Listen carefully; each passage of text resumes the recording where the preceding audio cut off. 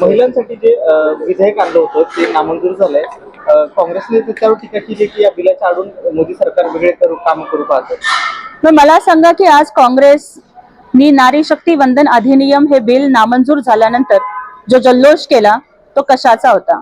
म्हणजे महिला आरक्षण लागू नाही झालं आणि त्याच्यामुळे कुठलाही गरीब, मागासवर्गीय, आदिवासी, ओबीसी, वंचित, शोषित महिला ज्यांना राजकारणाचा वारसा नाही त्या विधिमंडळात आणि संसदेत येऊ शकणार नाहीत याचा जल्लोष हा काँग्रेसने केला का?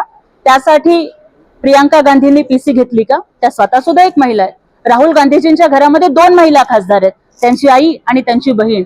मग फक्त एका प्रस्थापित घराण्यातल्या लेकीनं आणि बहिणीनंच आमदार आणि खासदार बनावं का?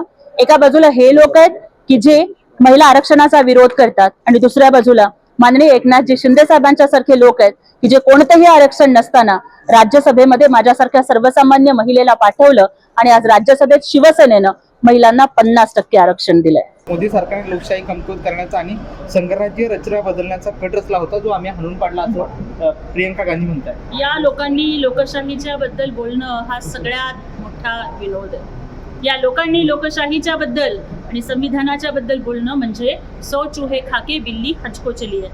मला विचारायचा आहे प्रश्न ह्यांना की भारताच्या संविधानामध्ये आतापर्यंत जेवढे बदल झाले त्यातले मॅक्झिमम बदल कुठल्या सरकारच्या काळात झाले? मला विचारायचं आहे त्यांना की केवळ स्वतःची निवडणूक संकटात आली म्हणून अर्ध्या रात्रीमध्ये संविधानाचे सगळे नियम धाब्यावरती बसवून आणीबाणीचा निर्णय हा कुणी लादलेला होता?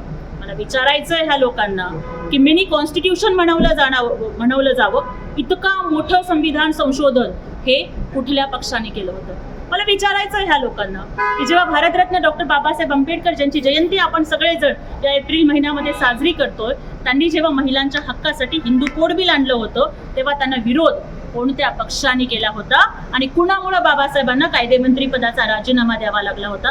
त्या सगळ्या प्रश्नांची उत्तरं देण्यासाठी त्यांनी आत्मपरीक्षण करावं. दुसरं असं की काँग्रेसचे प्रदेशाध्यक्ष हर्षवर्धन सपकाळ म्हणतात उद्धव ठाकरे हे पुन्हा विधान परिषदेवर जाण्यास उत्सुक असतील तर आम्ही त्यांचा सहानुभूतीने विचार करू. विधान परिषदेच्या संदर्भात महाविकास आघाडीचा चेहरा उद्धवजी होते आणि आहेतही. हे बघा, हा संपूर्णतः महाविकास आघाडीचा प्रश्न आहे. महाविकास आघाडीने कुणाला विधान परिषदेवर पाठवावं हा पूर्णतः त्यांचा अंतर्गत प्रश्न आहे. परंतु ज्या पद्धतीची भाषा म्हणजे जर हर्षवर्धनजी सपकाळ सहानुभूती वगैरे असा शब्द वापरतात हे मी तुमच्याकडून ऐकलं तर मला वाटतं की शिवसेनेचा वाघ हा स्वाभिमानावरती जगायचा, आता जर सहानुभूतीवरती जगायची वेळ आली असेल तर त्यांनी विचार करावा. मी काय बोलू?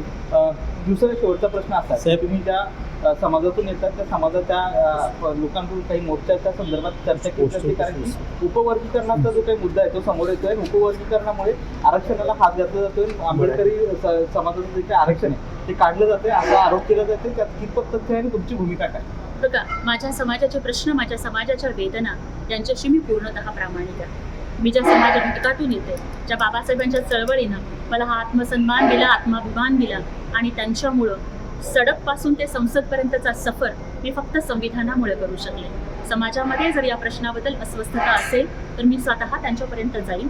त्यांचे प्रश्न, त्यांना जे काही शंका असतील त्या सगळ्या समजून घेईन आणि समाजासोबत आणि समाजातल्या जबाबदार संस्था, संघटना आणि जबाबदार लोकप्रतिनिधींच्या सोबत विचारविनिमय करून मी या संदर्भातची माझी भूमिका आमच्या पक्षाचे मुख्य नेते माननीय एकनाथजी शिंदे साहेब आणि आमचे संसदीय गटनेते माननीय खासदार डॉक्टर श्रीकांत शिंदे साहेब यांच्याशी चर्चा करून ठरवू. राहुल, याच्या संदर्भात जे काही आंबेडकरी संघटनांनी 27 तारखेला या ठिकाणी मोर्चा काढायचे ठरवलं आणि यापुढे असाच मोर्चा काढला जाईल आणि न्यायालयीन लढाई देखील लढली जाईल असं म्हणतात तर तुम्ही याच्या संदर्भात काही संसदेत मुद्दा मांडणार? जर समाजाचे जे काही प्रश्न असतील त्या संदर्भामध्ये संसदेमध्ये आवाज उठवणं हीच आमची प्राथमिक जबाबदारी आहे आणि त्या जबाबदारीच्या प्रती मी पूर्णतः प्रामाणिक आहे. राहुल गांधींनी जे आहे तर पंतप्रधानांना बालेकोट आणि सिंदूरचा जादूगर बोललेले आहे, त्याबद्दल काय बोलणार आपण? देशाच्या जवानांच्या शौर्याला अशा पद्धतीनं मॅजिशियन किंवा जादूगार म्हणून भिनवणं हे राहुल गांधीजींना शोभतं का? आपण जगातल्या सगळ्यात मोठ्या लोकशाहीचे विरोधी पक्षनेते, लीडर ऑफ ऑपोजिशन आहे. टीका केली तरी सुद्धा ती संयमानं आली पाहिजे.